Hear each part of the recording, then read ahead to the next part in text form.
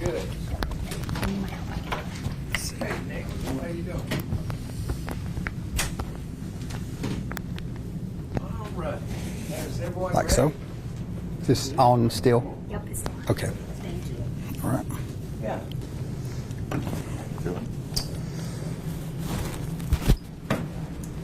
Everybody ready? Yep. Okay. My name is Robert Broussard. I'm the district attorney here in Madison County.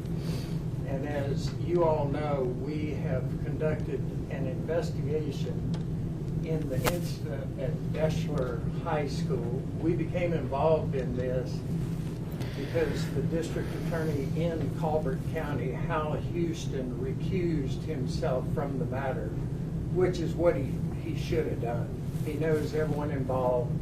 Anytime in this business, if you have an investigation or a prosecution and you're too close to it, the proper thing is to recuse yourself from it. As a result of that, Attorney General Steve Marshall appointed my office to conduct the investigation. We've been involved in this in a little over a month, and the manpower that we put towards this investigation was Chief Deputy Tim Gann heading up the case, and the investigators we put on it is Chief Investigator Jim Cook and Investigator Chad Harbin to look into the matter.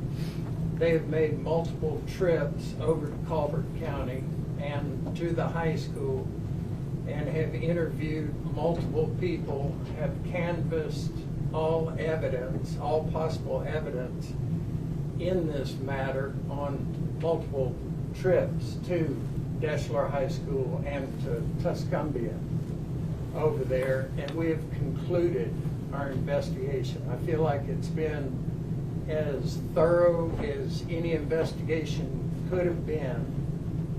And I'm going to let Tim Gann come up here in a second and talk to you in more specifics about the investigation. But let me say this. As part of the investigation, multiple students, faculty at the high school, and other individuals in Colbert County were interviewed. And I got to say this. Everybody involved in this, whether it was students and their parents, they were completely forthcoming. They were very open about this particular incident. The faculty and the administration involved in the schools, they too were completely transparent with our investigators in this. So I could not be more confident in the evidence that we uncovered about this incident. And that leaves me with a good feeling, because like everyone else involved, going into this, obviously it's not our jurisdiction, but through the media, through social media, you know, we, like everyone else, have heard a lot of rumors, a lot of speculation, a lot of conspiracy theories about this was some awful beat down and some assault of a student there at Deshler. And I'm here to tell you the conclusion of our investigation shows that's absolutely not the case. Instead, what we have here, what we've learned, is this is more or less typical high school banter and some limited physical contact involved, with no malice, no anger involved among any of the students, and a freak, unfortunate accident that resulted in the injured students' injuries. When we look through it, and we're not going to mention any names of people that we talked to, mainly because they're juveniles. Everything involved in this are juveniles as far as the active participants.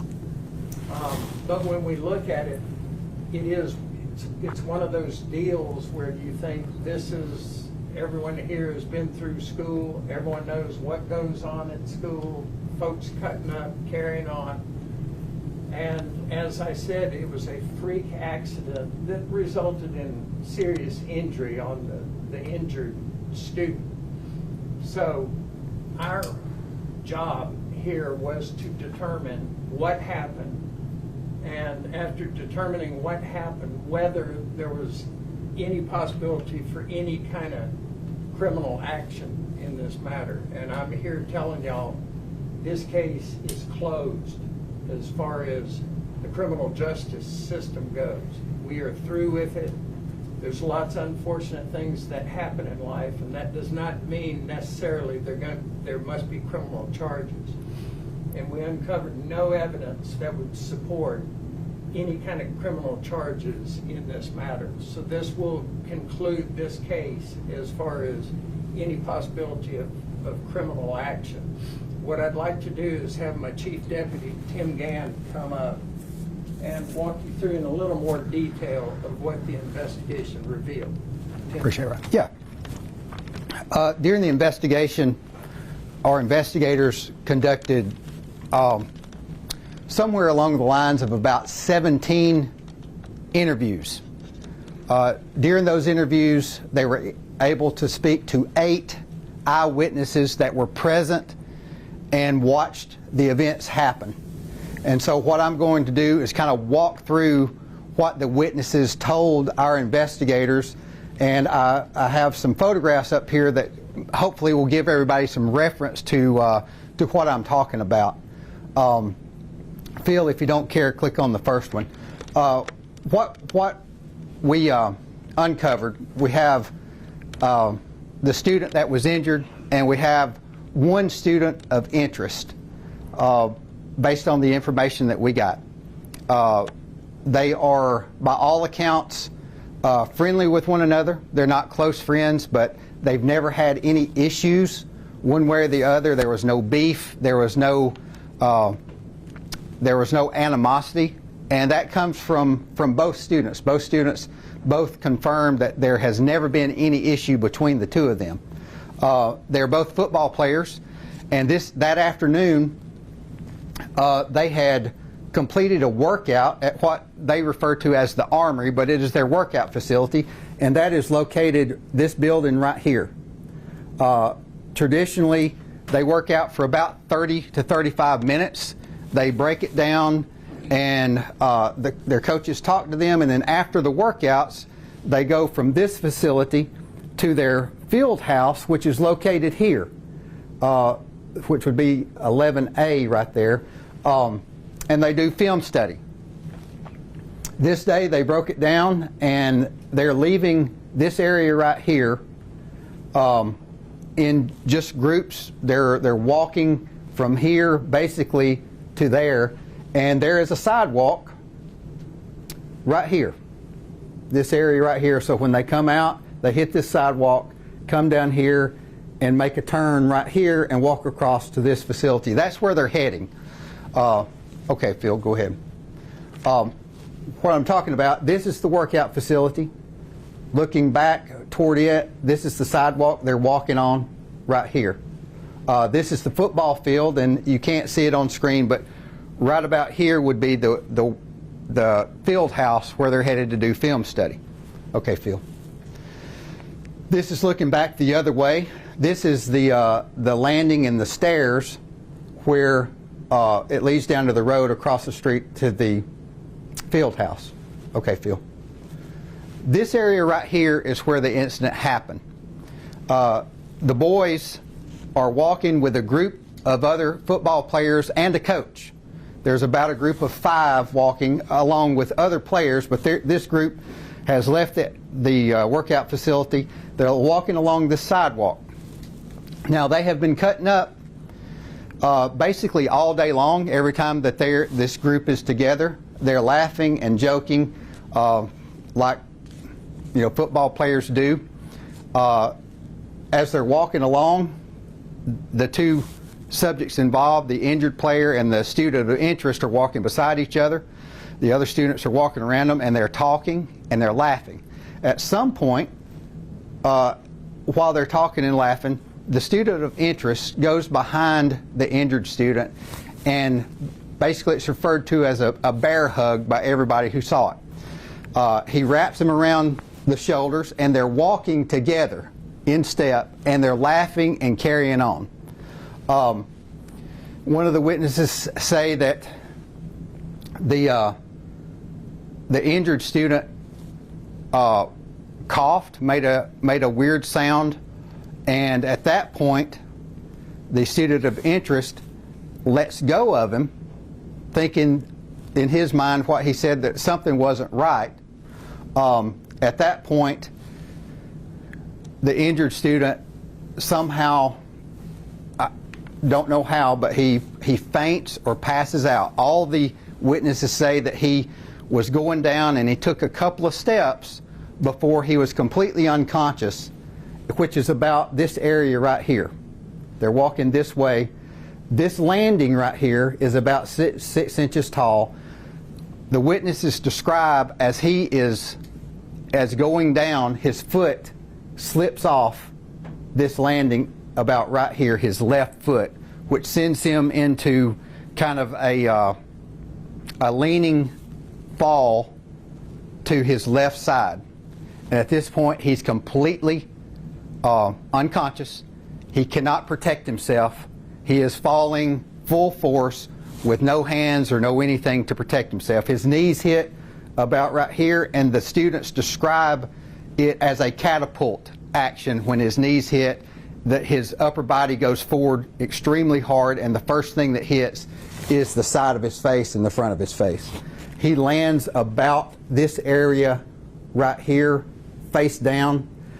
Immediately, it's obvious that he's injured. He goes into a seizure, and he is having those type symptoms consistent with a severe concussion. Immediately, there's a coach there. The coach immediately tries to stabilize him. There are two people in the parking lot that are waiting on their child to walk by. They see it. The male jumps out, goes to render aid, and immediately, without hesitation, the EMS, police arrive, they stabilize him, and at some point they med flight him down to Children's Hospital in Birmingham.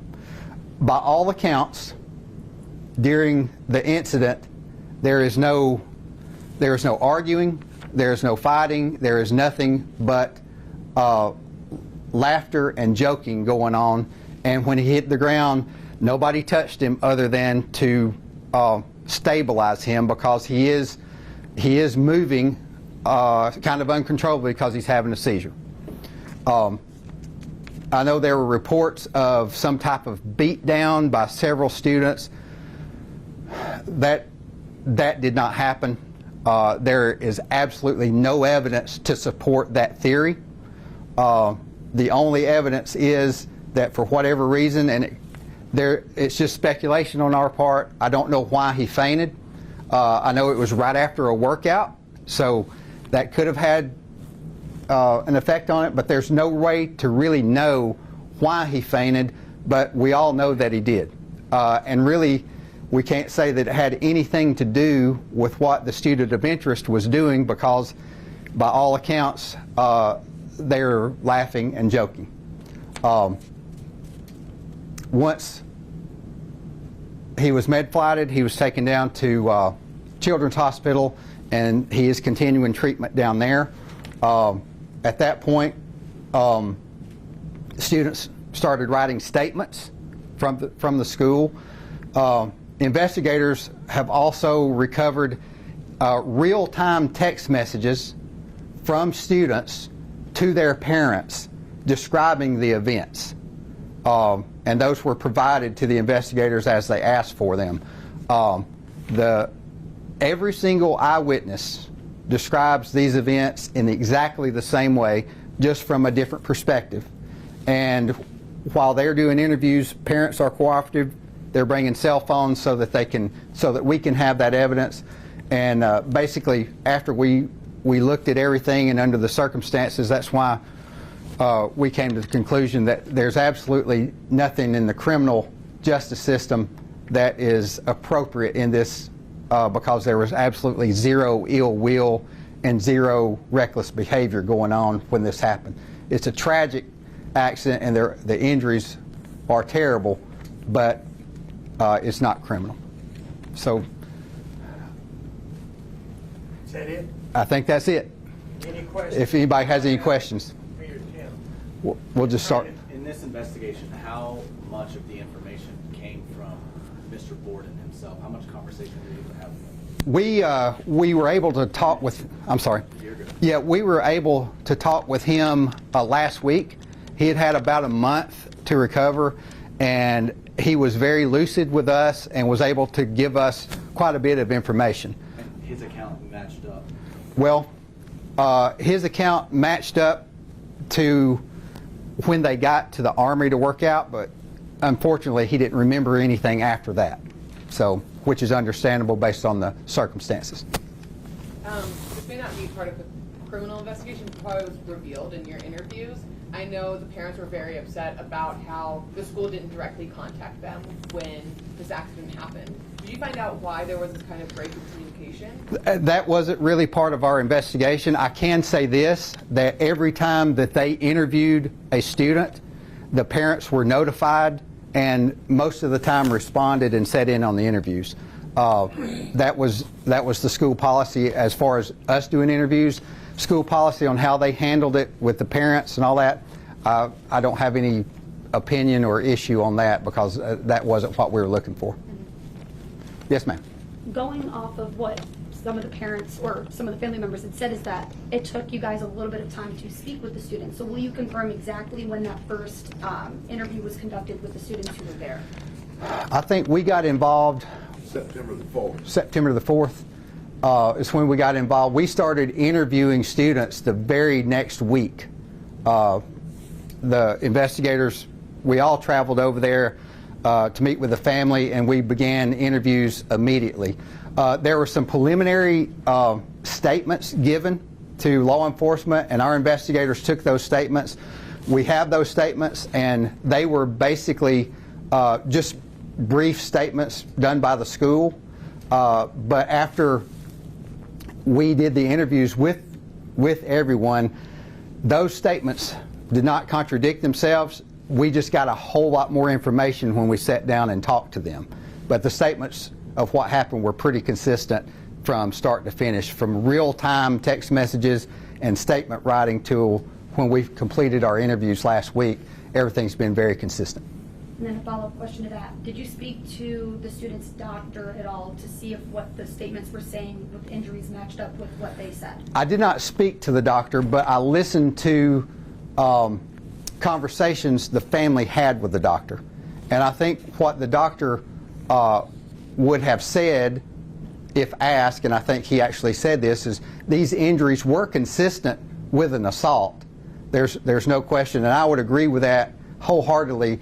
The injuries, because they are severe, and the location where they're located, I think they are consistent, but there's no doctor in the world that can say what happened while they're an hour and a half away and not an eyewitness. They can say what it's consistent with, and I think this doctor said that, and I think I would agree 100% that it is consistent with an assault, but based on eyewitness testimony, we know that that is not the case. And what was your interaction with Mr. Borden's parents like in terms of letting them know that this is what the conclusion of your investigation showed, and how was the tone? I think I've had a very good relationship with his parents. I spoke with them yesterday once we concluded everything. They have been very cooperative with us as a team, and I think I've sat down with them at least 3 times and spoken with them on the phone.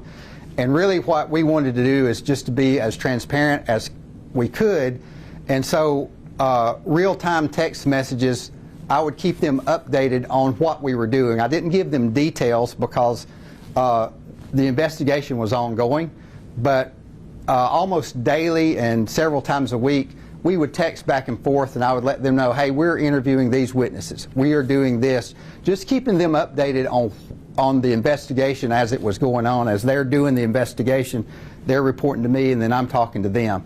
I think they were somewhat maybe disappointed that we are not pursuing charges, but I think they absolutely understand why. That this does not necessarily fit in the criminal justice system. There are other remedies for something like this, but it's just not in the criminal justice system. So I would say that they were receptive to the information that we gave them, and we sat down with them and went over all the evidence, allowed them to listen to the descriptions of the witnesses of what happened, so they know as much as we know. And I will say this, every single parent, including his parents, were very cooperative and very gracious to us. There's been a lot of buzz on social media, even the Borden family saying that they had heard from other school officials what had really happened. Where did all of this come from, this outside noise? That is not part of what we were asked to deal with. We did do a lot of rumor control. That was part of what I was doing while they're actually doing the nuts and bolts. I'm trying to do rumor control, and as we would get tips in, I would follow up on those. And so I don't know how the social media, I guess, frenzy, I don't know how that happened, and luckily we weren't tasked to figure out why that happened. You said you'd get tips, and how did you guys kind of vet those tips? Because I can imagine there would be some that were from way different stories. Anybody that said they actually saw something, we followed up. Not what people heard or what they think, but someone who said, hey, I saw X, Y, and Z, those were followed up on. And Yeah, let me. I'll just turn it. Yes, that way. Let me say this, though. You know, I mean, it's clear to everyone that this was an extremely unfortunate accident. But I think the subplot here, not in any way to minimize that a student was injured, the subplot here, in my way of thinking, are the perils of social media. Because you look at this, and my partner, Dan, said it was a frenzy, and it was a frenzy. And you look at it, you think, these are perilous times we live because of social media. This wouldn't have happened 20 years ago. There was something going, and the process would have taken out. There's been frustration with us. Why did it take a month? Well, we're thorough. And we deal in the world of evidence, not in the world of rumors and social media and sensational kind of chatter out there. So you look at that aspect of it, and it really ought to be sobering to people. And I'll give you an example. There was another student in the high school who was in the process of getting a scholarship with a college. And somebody called that college and told the college that student was part of a beatdown on another student, and that university called this office to ask about that, because we're about to give this guy a scholarship. Is he some thug? He wasn't even present. So when I see that, you know, as horrible as an accident is, man, there's a lot of collateral damage that people ought to just back up a little bit and think about what they're doing when they get on the keyboard and they're weighing in. Because we got to the truth, and we got to the truth because of these two investigators right here. And they do it, you know, like I say, we don't live in the world of rumors or speculation. We live in the world of evidence, and when we get to the truth, we're satisfied that it is what it is. But that's a definite subplot of social media, so watch out. Just speaking on that frenzy, during the talk you said that you heard from some people that they said there was some kind of beatdown, some kind of fight. Can you confirm that those were not eyewitness statements? Absolutely, they were not eyewitness statements. That was complete rumor. We spoke to, 8 eyewitnesses, some of them parents. Oh, I'm sorry. We spoke to 8 eyewitnesses. The football players that were there was a coach present, and then there were 2 civilians who were just standing in the parking lot or sitting in the parking lot, and they saw the entire event, and it's like there's the thought of a beatdown never crossed their mind because they were actually watching it happen and reacting to this horrible injury. Where the beatdown came from, I have no idea, but there is absolutely no evidence to support that. You said they were cutting up. Do you know what they were cutting up about, or does it even matter? It doesn't even really matter. It was basically just boys joking on each other, as teenage boys do. That's the best way I can describe it. Would you guys, as the investigators, want to say anything about how you think the case went, or anything? I Anything? thought the case went very well. Over here, big man. Yeah, I do think the case went very well in regards to the cooperation that we had with everybody involved, the people of the town, the coaches, the admin, the witness parents. It was perfect, and I feel good about that, if nothing else. Okay? Perfect. Thank you. Anything else? All right. Appreciate y'all. Appreciate it.